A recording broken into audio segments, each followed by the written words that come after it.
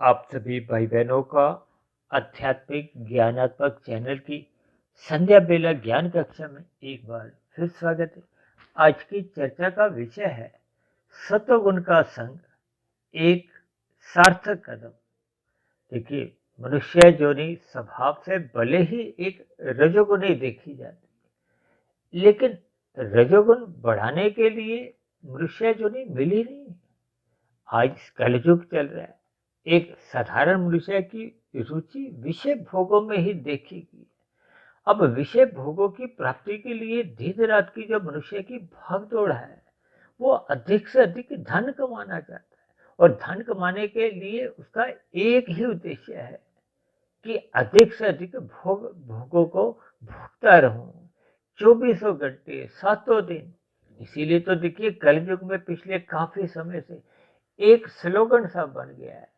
अक्सर आपने मैगजीनों में, विज्ञापनों में, समाचार पत्र में, या कहीं कहीं दुकानदारों के बोर्ड के आगे ये 24/7 की एक स्थिति देखी होगी। इसका अभिप्राय क्या है कि चौबीसों घंटे, क्योंकि दिन रात ये 24 घंटे के हैं। अब 24 घंटों की स्थितियों में यदि भोग ही भोग आपके हमारे जीवन में बने रहते हैं, और ये भी सातों दिन। देखिए, कार्य के दिवस तो देखिए 7 से 6 हुए। अब 6 से भी कई जगह तो देखिए 5 दिवसीय कार्य होने की ही एक स्थितियां बनती जा रही हैं। एक फैशन सा हो गया है। जबकि आपका हमारा खान पीन देखिए चौबीसों घंटे, सातों दिन होता जा रहा है। इनके पीछे का कारण क्या है? एक साधारण मनुष्य में रजोगुण का प्रभाव है। ये रजोगुण के प्रभाव के कारण ही जो 5 भोग्य विषय हैं, गंध, रस, रूप, स्पर्श और शब्द, मनुष्य के ये जो 5 भोग्य विषय हैं, ये वर्तमान समय में, यानी कि कलयुग का जो एक समय चल रहा है, ऐसी स्थिति विषय भोगों को भोगने की एक लोलुपता को मनुष्य में बढ़ती जा रही है। ये विषय भोगों का बढ़ना ही मनुष्य का फिर सतोगुण के प्रति बेरुचि उत्पन्न करता है। सतोगुण की बातें कहो, सत्संग की जो एक स्थितियां हैं, वो मनुष्य के जीवन में बन नहीं पाती। इसलिए तो आज हमने देखी वीडियो के जो विषय है, उसका नाम ही क्या रखा है कि सतोगुण का संग, एक सार्थक कदम। सार्थक कदम का अभिप्राय क्या है?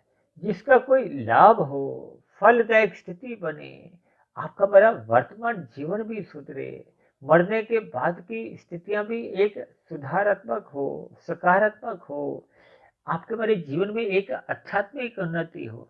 अब यदि मनुष्य अपने मिले हुए जीवन को सार्थक नहीं करता, देखिए सार्थक का अभिप्राय सफलता से दिया जाता है, एक सकारात्मक दिशा से लिया जाता है। क्योंकि मनुष्य जोनि का उद्देश्य क्या है कि परमात्मा को पाना। ये मनुष्य जोनि पाकर हम जन्म मरण के बंधन को समाप्त कर सकते हैं। समाप्त करने का अभिप्राय क्या है कि ये मिला हुआ जीवन यदि अंतिम जन्म बन जाता है, तो फिर जन्म मरण का बंधन समाप्त हो जाता है। और अंतिम जन्म कब बनता है? जब आपका हमारा स्थूल शरीर के रहते रहते ये कारण शरीर समाप्त हो जाए। क्योंकि बार बार के जो स्थूल शरीर मिलते हैं, भले ही नीचे की जोनियों की हो चाहे मनुष्य जोनि की, और इच्छा रहने पे चाहे ऊपर की जोनियों की हो, ये स्थितियां देखिए एक बंधनदायक मानी गई है। और नीचे की जोनियों की तो जो स्थितियां हैं, वो तो देखिए एक दंडदायक स्थितियां हैं, क्योंकि ये तामसी जोनियां हैं। अब 84 लाख प्रकार की जोनियों में 80 लाख प्रकार की जोनियों का जो तामसी होना अपने आप में एक बहुत बड़ा संकेत है कि मनुष्य अपने मिले हुए जीवन का दुरुपयोग करता है। दुरुपयोग क्या है कि जब मनुष्य अपने मिले हुए जीवन में रजोगुण का अधिक संग करता है, और जब जब मनुष्य रजोगुण का अधिक संग करता है, तब ऐसी स्थितियों में उसका तमोगुण में आना जाना बना रहता है।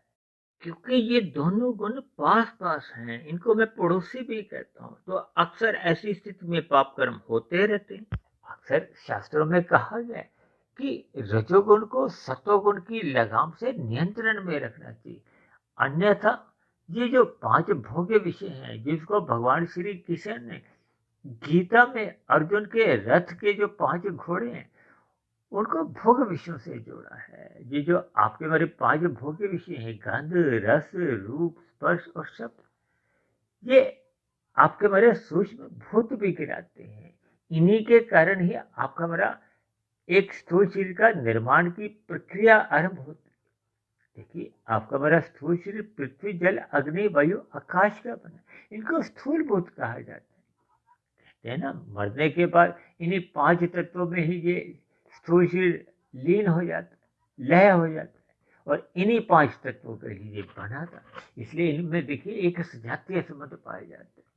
कम अधिक रुचि देखिए स्थूल शरीर के स्तर पर मनुष्य की विषय भोगों में बने ही रहते, तभी तो बार बार कहा जाता है ये मनुष्य जोनि एक रजोगुण प्रधान है। रजोगुण का अभिप्राय यही है कि संसार के प्रति उसका आकर्षण होना। स्त्री पुरुष का जो एक आपसी आकर्षण है, उसको भी रजोगुण से जोड़ा गया है। और दूसरी ओर कहा गया कि मनुष्य जोनि एक साधना जोनि है, एक कर्म जोनि है। अब कर्म जोनि का अभिप्राय क्या है कि मनुष्य को शास्त्रों का ज्ञान होना चाहिए। शास्त्रों का ज्ञान होने से ही वो अपने कर्मों को एक सकारात्मक दिशा दे सकता है। वो पुण्य कर्म करने की ओर सहज ही प्रवृत्त हो सकता है, या फिर वो निष्काम भाव से कर्म करता हुआ अपनी आध्यात्मिक उन्नति कर सकता है। आध्यात्मिक उन्नति होना ही एक प्रकार की साधना है, जिसका आरंभ कब होता है? जब मनुष्य सत्वगुण का संग करता है, सत्संग करता है, क्योंकि सत्वगुण का संग करना ही एक सत्संग की स्थिति है। और आज का हमने वीडियो का नाम ही क्या रखा है? सत्वगुण का संग, यानी कि सत्संग। सत्संग एक सार्थक कदम है, यानी कि आपके मेरे जीवन में सत्वगुण की स्थिति एक सहज बनना, आपके मेरे स्वभाव में उतरना, आपके मेरे कार्यशील में शुभ संस्कार बनना, ये सभी सत्वगुण की स्थितियां हैं। क्योंकि तमोगुण से अच्छा तो रजोगुण है, और रजोगुण से भी 10 गुना अच्छा सतोगुण शास्त्र में कहा गया। ये तीनों गुण एक क्रम में आते हैं। और दिन रात में देखिए, रात शब्द की प्रशंसा कभी नहीं की जाती, दिन शब्द की प्रशंसा की जाती है। दिन को देखिए प्रकाश से जोड़ा जाता है, ज्ञान से जोड़ा जाता है। हम जब कभी भी कहते हैं ना, आपका जन्मदिन कब है, कभी किसी का जन्म रात को भी हुआ तो ऐसा तो कभी नहीं पूछा जाता कि आपका जन्म रात कब हुआ। चाहे किसी का जन्म दिन में हो, चाहे रात में हो, शाम को हो, कि 24 घंटे में देखिए सबके ही जन्म किसी न किसी क्षण होते रहते हैं। और इस संसार में तो ऐसा हर क्षण कितने ही जन्म होते। इसका अभिप्राय क्या है कि जब हम जन्मदिन को, यानी जन्म शब्द को अपने आप में ही हम दिन के साथ जोड़ना ही पसंद करते हैं, तभी तो आपके हमारे बोलने में जन्मदिन शब्द आता है। कभी भी हम जन्म रात शब्द बोलते नहीं हैं। इसका अभिप्राय क्या है कि मनुष्य ज्ञानमय स्थिति में रहना चाहता है, या दूसरे सरल शब्दों में कहो कि मनुष्य सत्य के साथ जुड़ना चाहता है। सत्वगुण के साथ जुड़ना उसका एक स्वभाव है। और यदि वो अपने स्वभाव को सही सही पहचानता नहीं है, तो फिर उसके मिले हुए जीवन की एक सार्थकता नहीं हो पाती, उसका जीवन एक सफल नहीं हो पाता, उसके जीवन में कोई आध्यात्मिक उन्नति की कोई नींव तैयार नहीं होती। इसलिए तो बार बार कहा जाता है कि अपने मिले हुए जीवन को सार्थक करो। सार्थकता में ही आपके मेरे जीवन की एक सफलता छिपी हुई है। और कोई भी मनुष्य अपने, देखिए, चाहे व्यक्तिगत कार्य कहीं भी कर रहा हो, चाहे वो व्यापार कर रहा है, चाहे वो नौकरी पे जा रहा है, कोई भी मनुष्य देखिए हारना नहीं चाहता, कोई भी मनुष्य असफल होना नहीं चाहता। लेकिन मनुष्य अपने मिले हुए जीवन का जब वो सदुपयोग नहीं करता, देखिए सत्वगुण का संग करना एक सार्थक कदम का अभिप्राय क्या है कि अपने मिले हुए जीवन का हम सदुपयोग करें, मिले हुए साधनों का हम सदुपयोग करें। यदि हम मिले हुए जीवन में देखिए विषय भोगों में ही लिप्त रहते हैं, विषय भोगों में लिप्त रहते हुए अपने जीवन को परमात्मा स्थिति बना लेते हैं। अब परमात्मा की स्थिति में देखिए सात्विक स्थितियों में जुड़ने का एक रुचि नहीं रहती, क्योंकि परमात्मा आपको में अच्छेद करता है, अज्ञानता में ले जाता है, अंधविश्वास में ले जाता है, एक धुंधली स्थिति में पहुंचा देता है। जबकि आत्मा तो सभी की ही देखिए ज्ञान सब कहेगी। आत्मा का स्वभाव है, वो सदा ही सुख की ओर प्रवृत्त होती है, वो परम सुख की तलाश करती है। परम सुख केवल और केवल परमात्मा का एक स्वरूप है। परमात्मा को सच्चिदानंद कहा गया है। आत्मा को कभी भी देखिए सच्चिदानंद नहीं, ज्ञान स्वरूप कहा जाता है। इसीलिए तो परमात्मा के लिए सच्चिदानंद शब्द आता है, जबकि आत्मा के लिए सत्य और चित्त कहा जाता है। और ये जो प्रकृति के 3 गुण हैं, तमोगुण, रजोगुण और सतोगुण, इनको सत्य कहा जाता है। ये जड़ हैं। ये जो आपको मैं तीनों गुण जो क्रियाशील दिखते हैं, ये परमात्मा की ब्रह्म शक्ति पाकर ये क्रियाशील हो जाते हैं। अब क्रियाशील होने का अभिप्राय क्या है कि ये तीनों गुण अपने अपने लक्षणों के अनुसार, अपने अपने स्वभाव के अनुसार इनमें एक क्रियाशीलता आ जाती है। ठीक वैसे जैसे आपके हमारे घरों में देखिए विभिन्न प्रकार के उपकरण होते हैं। अब फ्रिज हो या गीजर हो, इन दोनों भौतिक यंत्रों के अपने अपने स्वभाव हैं, जबकि बिजली का प्रवाह तो दोनों को ही एक समान शक्ति देता है। वो गर्म और ठंडे की अलग अलग स्थितियां नहीं है, ये तो यंत्र का अपना अलग अलग स्वभाव है। यानी कि फ्रिज में पानी ठंडा होता है, वो बर्फ का रूप भी धारण कर लेता है, जबकि गीजर में पानी गर्म होता है। और अक्सर हम देखिए इन सभी स्थितियों को कारण शरीर से जोड़कर समझाते हैं कि कारण शरीर में जैसा जैसा हम स्वभाव बढ़ाते हैं इन गुणों का संग करते हुए, इसीलिए तो सत्व गुण का संग ही सत्संग कहलाता है। ये सभी स्थितियां फिर आत्मा को एक प्रभावित करती है। इन सभी स्थितियों के आपको हमें एक भावार्थ समझने होंगे। जब तक मनुष्य देखिए मिले हुए जीवन में ज्ञान को महत्व नहीं देता, यानी जब मनुष्य सत्वगुण को महत्व नहीं देता और विषय भोगों को अधिक महत्व देता है। देखिए राशि कर्मों का अभिप्राय देखिए क्रिया से भी लिया जाता है, संसारी आकर्षणों से भी लिया जाता है, पांच भोग्य विषयों से भी लिया जाता है, ये स्त्री पुरुष के आकर्षण से भी लिया जाता है। यानी संसारी जितने भी आकर्षण है उनका केंद्र देखिए रजोगुण होना रहता है। रजोगुण के कारण ही आपको हमें ये संसारी आकर्षण कहो, मेले कहो, माल की स्थितियां कहो, ये अच्छी लगती हैं। और यही अच्छा लगना ही फिर मनुष्य को सत्वगुण में जाने से एक रुकावट पैदा करता है। अक्सर मनुष्य देखिए सत्संग बेमन से करता है, उसके पीछे का कारण क्या है? रजोगुण का अमर्यादित होना। और जब जब रजोगुण अमर्यादित होने लगता है तो उसकी सत्संग में रुचि समाप्त हो जाती है। जब बेमन से सत्संग करता है, यानी कि ऐसी स्थिति विशेष में उसको अपने मिले हुए जीवन का कोई लाभ नहीं आता, उसको अपने मिले हुए जीवन का उद्देश्य समझ नहीं आता, अपने मिले हुए जीवन का मूल्य का उसको एक सही सही स्थिति समझ नहीं आती। अन्यथा आपका मेरा मिला हुआ जीवन देखिए स्थूल शरीर के स्तर पर एक निश्चित आयु लेके आया है, निश्चित सांसें लेके आया है। वृद्धावस्था आने के बाद ये स्थूल इंद्रियां या स्थूल शरीर जो एक साधारण रूप में आपको हमें मिला है, ये निष्क्रिय होने लगता है, कमजोर होने लगता है, विभिन्न प्रकार की एक उसमें शिथिलताएं आने लगती हैं। यानी कि ये साधन में एक कमजोरी आना अपने आप में देखिए एक साधना में एक रुकावट है। इसीलिए तो बार बार कहा जाता है अपने स्थूल शरीर को स्वस्थ रखो, ताकि आपका हमारा ये जो स्थूल शरीर एक साधन है, इस साधन का अभिप्राय क्या है कि आपको हमें अपने मिले हुए जीवन में कारण शरीर को शुद्ध करना है, यही एक साधना है। और ये कारण शरीर शुद्ध होता है सत्संग करने से, सत्वगुण का संग करने से। अब इसका संग करते करते हम जितना अधिक अपने कारण शरीर को शुद्ध कर लेते हैं तो फिर आपके हमारे कर्मों की स्थिति में भी सुधार होने लगता है। और कर्मों की स्थिति में सुधार होते होते जब मनुष्य निष्काम भाव से कर्म करता है तो फिर वो योग की स्थिति उत्पन्न होती है। योग की स्थिति उत्पन्न होने का अभिप्राय क्या है कि आत्मा का परमात्मा से एक सजातीय संबंध जो हट चुका था, जो कमजोर हो चुका था, वो पुनः स्थापित होने लगता है। परमात्मा से आपकी हमारी प्रीति बढ़ने लगती है। और ये प्रीति तो देखिए तभी बन पाती है जब मनुष्य अपने मिले हुए जीवन में सत्संग करता है, सत्वगुण का संग करता है और रात को जल्दी सोकर सुबह ब्रह्म मुहूर्त में उठकर ब्रह्म मुहूर्त में साधना करता है।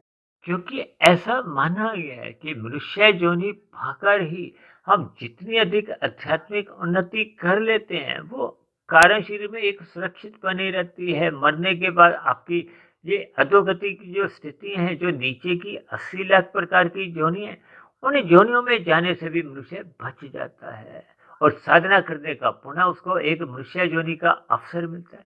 क्योंकि यदि मनुष्य इस मिले हुए जीवन में अपने मिले हुए जीवन को अंतिम जन्म नहीं भी बना पाता तो उसकी जितने जितने अंश में आध्यात्मिक उन्नति हो जाती है या जितने जितने अनुपात में उसका कार्यशील शुद्ध हो जाता है तो फिर अगला जन्म उसको मनुष्य योनि का ही मिलता है।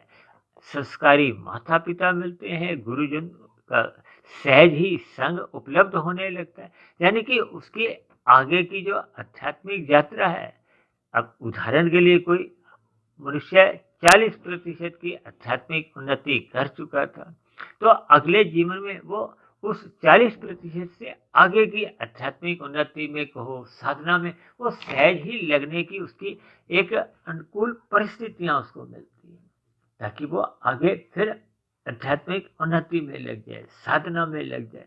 और जब ये पूर्ण स्थिति बन जाती है, यानी कि 100% उसका कारण शरीर शुद्ध हो जाता है, तो फिर उस जीवन विशेष में वो स्थूल शरीर के रहते रहते मायातीत की स्थिति को पा लेता है। यानी कि उसका मिला हुआ जीवन अब पूर्ण रूप से सार्थक हो जाता है।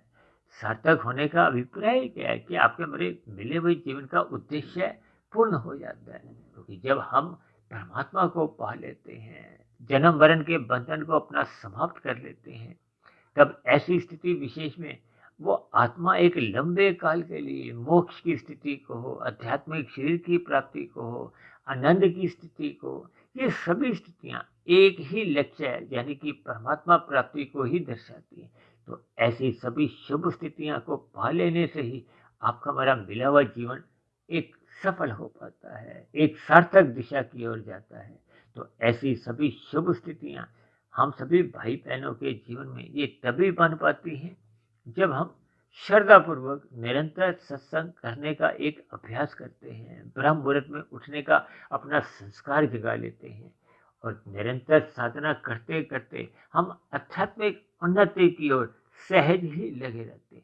और यदि मनुष्य अपने मिले हुए जीवन में ऐसी सार्थक स्थितियां बनाने में चूक जाता है, भूल जाता है, और रजोगुण में रहता हुआ ही अपने जीवन को एक लक्ष्य बना लेता है, यानी सत्वगुण की न्यूनता कहो, सत्संग की न्यूनता कहो, या धर्म की लगाम कमजोर होना को, ये सभी स्थितियां जब कमजोर पड़ने लगती हैं, तो मनुष्य का अर्थ और काम बिगड़ने लगते हैं, मनुष्य में पशु वृत्तियां भनकने लगती हैं, जो मनुष्य के जीवन को राजसी और तामसी कर्म से बना देती है। ये रजोगुण और तमोगुण ये पास पास है। जब जब मनुष्य रजोगुण को सत्वगुण की लगाम से नियंत्रण में नहीं रखता, इसलिए तो भगवान श्री कृष्ण ने गीता में अर्जुन के रथ के 5 घोड़ों की लगाम अपने हाथ में रख के यही एक संदेश दिया, यही एक उपदेश दिया कि हमें अपने मिले हुए जीवन में सत्वगुण का अधिक से अधिक संग करना होगा।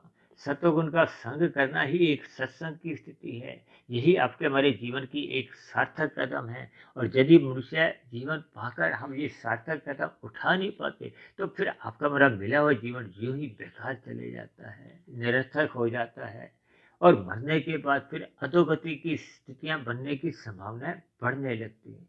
तो ऐसी सभी बुराइयों से बचने के लिए हम सभी भाई बहनों को अपने मिले हुए जीवन में सत्वगुण का अधिक से अधिक संग करना होगा, ब्रह्म मुहूर्त में उठना होगा। तो ऐसी सभी शुभ स्थितियां आप सभी भाई बहनों के जीवन में भी निरंतर बढ़ती जाएं, ताकि आपका हमारा मिला हुआ जीवन सफल हो, सार्थक हो। इन्हीं शुभकामनाओं के साथ चर्चा विशेष को यही विश्राम देते हैं। कल सुबह फिर मिलते हैं ब्रह्म मुहूर्त ज्ञान उपदेश कक्षा में। तब तक आप अपने आध्यात्मिक मित्र सुधीर भाटिया फकीर को इजाजत दें। आप सभी भाई बहनों को बहुत बहुत शुभ रात्रि। और सुबह ब्रह्म मुहूर्त में उठने के लिए, अपना जीवन सार्थक करने के लिए मेरी ओर से आप सभी भाई बहनों को बहुत बहुत शुभकामनाएं। चर्चा से संबंधित आपके प्रश्नों का, आपके सुझावों का, आपकी शिकायतों का नीचे दी गई कमेंट बॉक्स में सदा ही स्वागत है। चर्चा विशेष को सुनने के लिए आप सभी भाई बहनों का भी बहुत बहुत धन्यवाद।